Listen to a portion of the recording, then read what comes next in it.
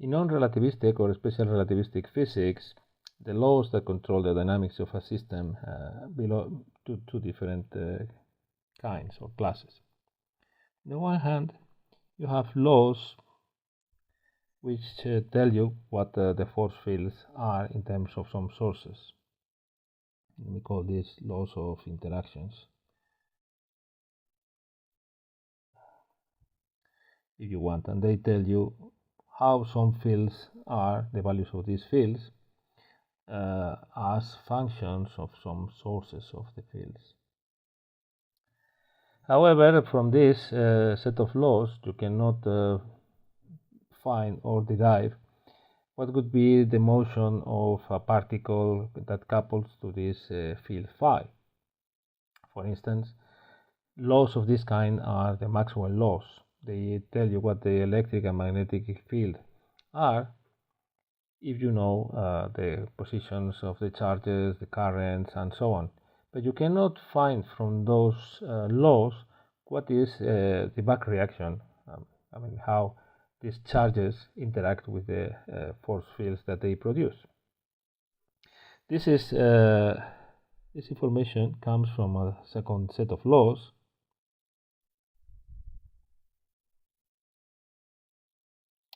which tell you how the forces are found from these fields, and then how the motion is related to the force. These two sets of laws are independent in non-relativistic or special relativistic physics. For instance, in the electromagnetic example, this would be the Lorentz force, and this would be the generalization, the special relativistic generalization of the second Newton law. In general relativity, however, there is only one set of laws, this one, and these are the Einstein equations. Well, this is a bit surprising, but not so surprising, because we have already seen that one can derive from the Einstein equations the equations of motion of fields. And we have argued that the gravitational field knows everything about energies, and that you can get a lot of information from knowing what is the energy balance in a system. So it shouldn't be so surprising that you can also derive the laws of dynamics, in particular this law, and this law as well, directly from the Einstein equations. This is not emphasized enough in most textbooks. This is why I am stressing this point now. In most textbooks, what you will find is an application of the principle of general covariance to the actions of massive or massless particles moving in Minkowski spacetime. So you have for a massive particle this action in Minkowski spacetime,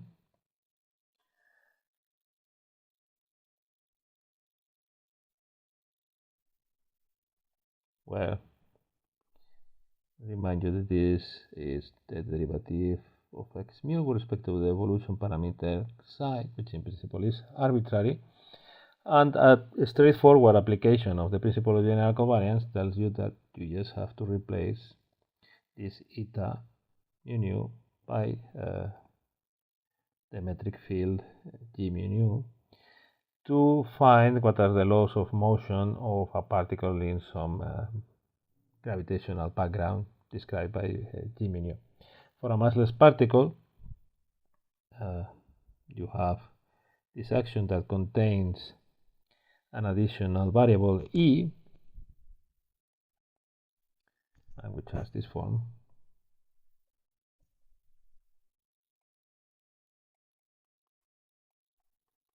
And here, again, applying the principle of general covariance, you just replace eta mu nu by g mu nu, and that's it.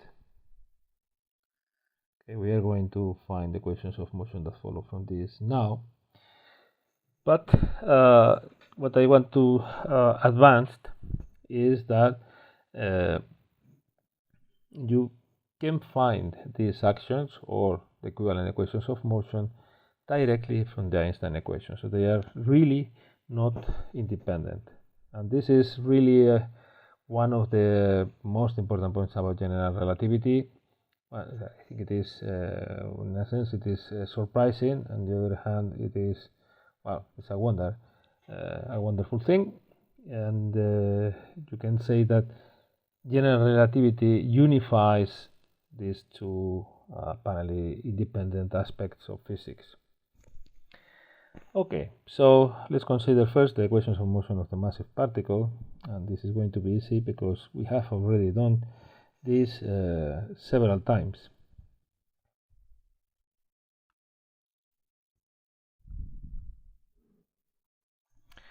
Okay, and then I will be really brief because you know that if you choose as your parameter the proper time, here I'm using c equal 1, so there is no factor of c around, then the equations of motion are those of the geodesic.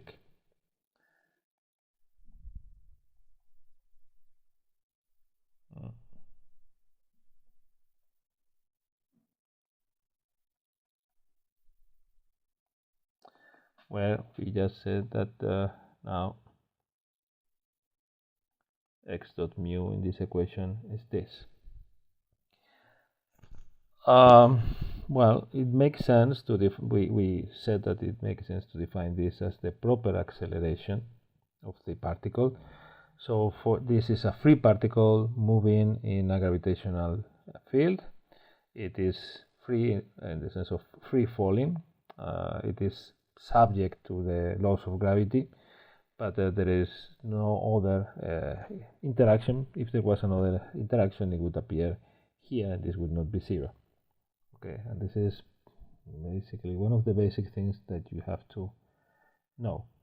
Remember that when we studied the principle of equivalence, we almost arrived to this action here because we started with the action of a particle moving in Minkowski spacetime, and then we said, okay, what would this action look like if I rewrite it from an accelerated frame?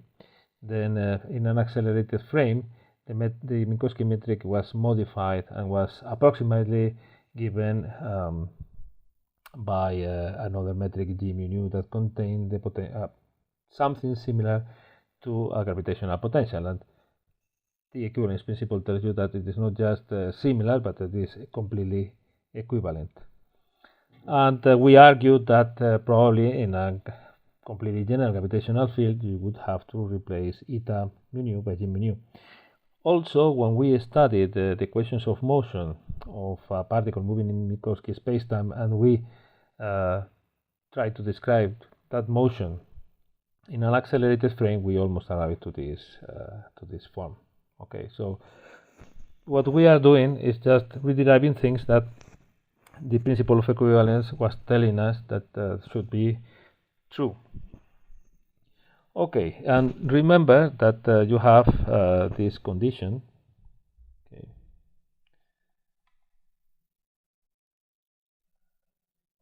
For massive particles that you also have to use.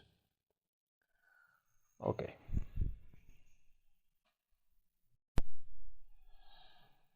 Now we can make other observations about concerning this action for a massive particle and the corresponding equations of motion. But we have discussed this already a lot when we discussed the principle of equivalence, how this equation, if you reinterpret it from our special relativistic point of view, the way to rewrite it would be this one. Okay. And so from the special relativistic point of view, there is a force, okay, and this force is to be interpreted either as an inertial force or as gravity, and in any case it is described by this gamma. Okay.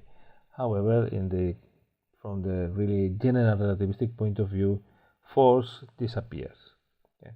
These kind of forces disappear, and they are part of what is called free falling motion. Suppose that we have another interaction, okay, and this we can achieve by coupling this action to this particle to an electromagnetic field.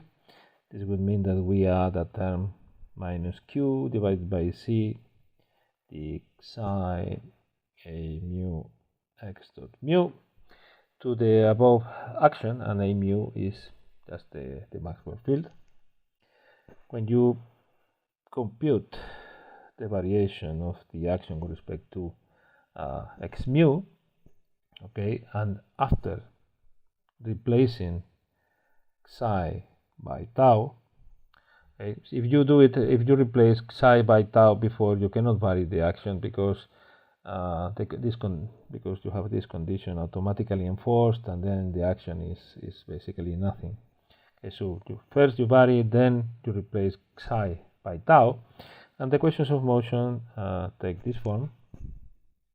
Okay, this would be already just to simplify, a mu minus q divided by c f mu nu. This is the electromagnetic field strength tensor, x dot nu equal to 0. Okay, and then the way to rewrite this could be mc squared a mu equal to q f mu nu x dot nu, and this is the Lorentz force. And observe that, okay, at least the way we have written this, okay, there is an inverse metric here. So the fact that you are in a gravitational background is always present. Okay, you cannot escape it.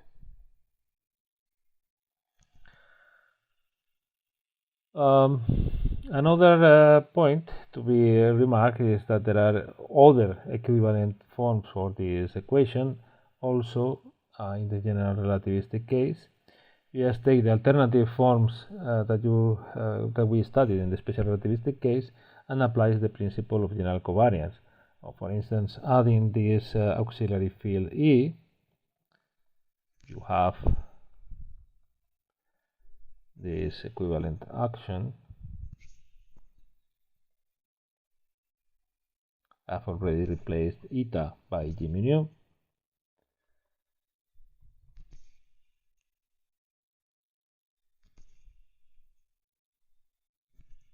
Okay, and I just remind you that the equations of motion that you will get from here, of course, they are essentially the same, except for a few details.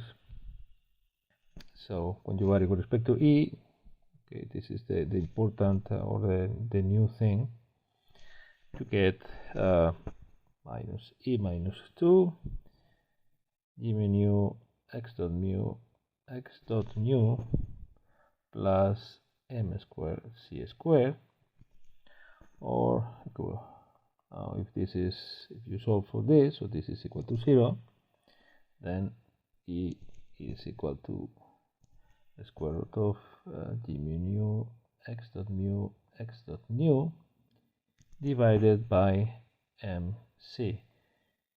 Okay, since there are no derivatives of E involved in this action, you could replace this solution here and you would recover the original action without the auxiliary variable E.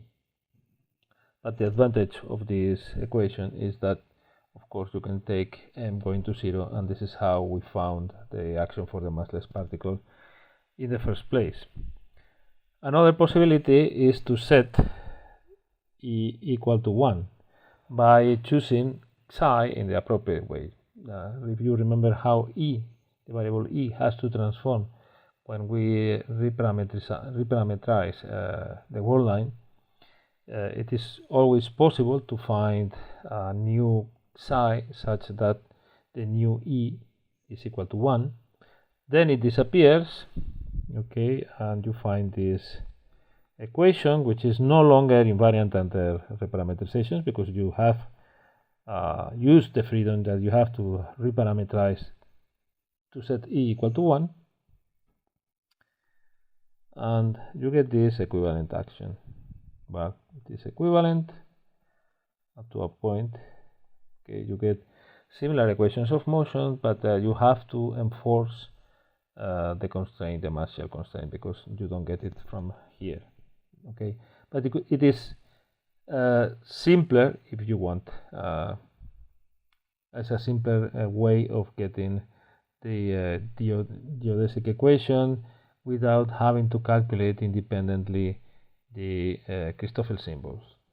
And remember that I warned you that if you want to use this to compute the Christoffel symbols, okay, so you find the geodesic equations and you try to read in those equations what the components of the Christoffel symbols are. You have to be very careful, because this equation does not come like this, okay, with contravariant index, but it is this equation multiplied by the metric rho mu, for instance. Okay, so you don't have the Christoffel symbols, but you have this, something like this. Okay, and you may get to the wrong conclusion if you identify this with the Christoffel symbols. That has happened in exams and exercises. Let us now consider the massless case, and let's try to find the equations of motion by varying the action. Although the action can be obtained by taking the m equals 0 limit, you see that m appears, for instance, here dividing. So the solution for E will not be anything that you can get by taking the massless limit in the massive action. This is also an exercise for a variation of an action with which depends on two variables, or two different sets of variables, because clearly the x mu's are several variables. Okay, you have E minus 1, so this gives E minus 2 delta E, and we have g mu x dot mu x dot nu. Then g minus 1 and the variation of g mu nu x dot mu x dot nu. This is something that we have done now maybe 100 times. Let's do it. G mu nu only depends on well, depends on x, so you take the partial derivative, and then these two terms are unchanged. And then you have the variations of the derivatives, but you know that this is symmetric, so that you get a factor of 2 plus the variation on the derivative commute, so you get 2 times g mu nu x dot mu and the derivative with respect to psi of delta x nu. You integrate by parts this term. Okay.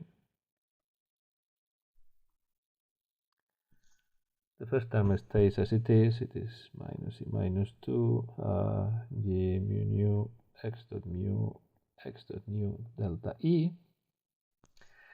Then after some standard operations, you are going to get 2 times E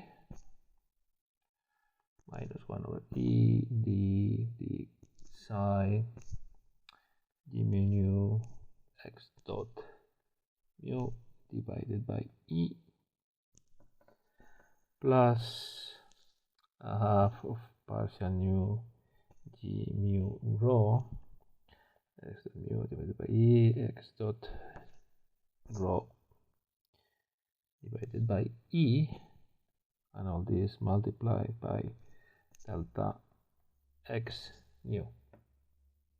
Okay, you know that now you have to take the derivatives and some derivatives and use the chain rule here, and then the derivatives of g mu nu that arise from that term, and these ones combine into the Christoffel symbols, etc., etc. Let me just write the result. Okay, here I multiply by E just to get a cleaner result. This is just g mu nu x dot mu x dot nu, and this is going to be on shell just 0, which means that massless particles move along null wall lines. Okay, the equation of motion for the coordinates. Take this form, mu, and then 1 over e d psi of x dot mu divided by e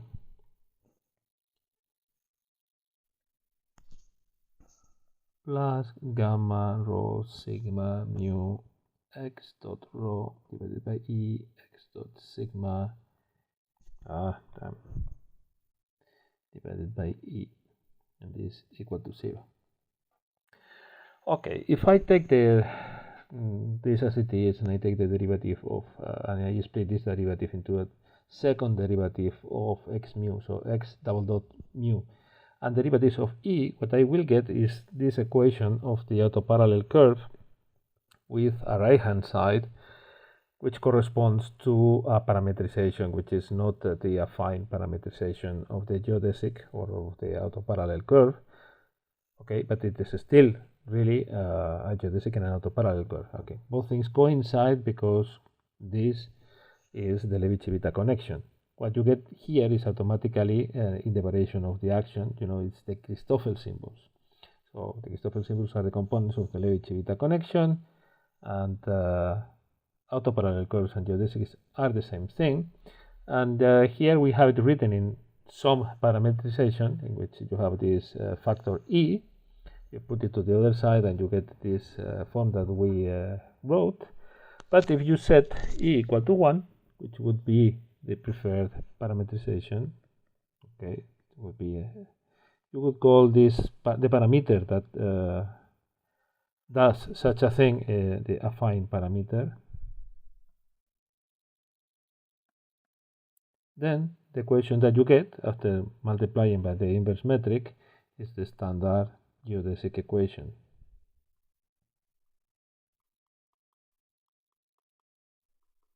Okay, so it is not just word lines, null word lines, but they are null geodesics. The curves along which these massless particles move. Well, the summary is that both massive and massless particles move along geodesics.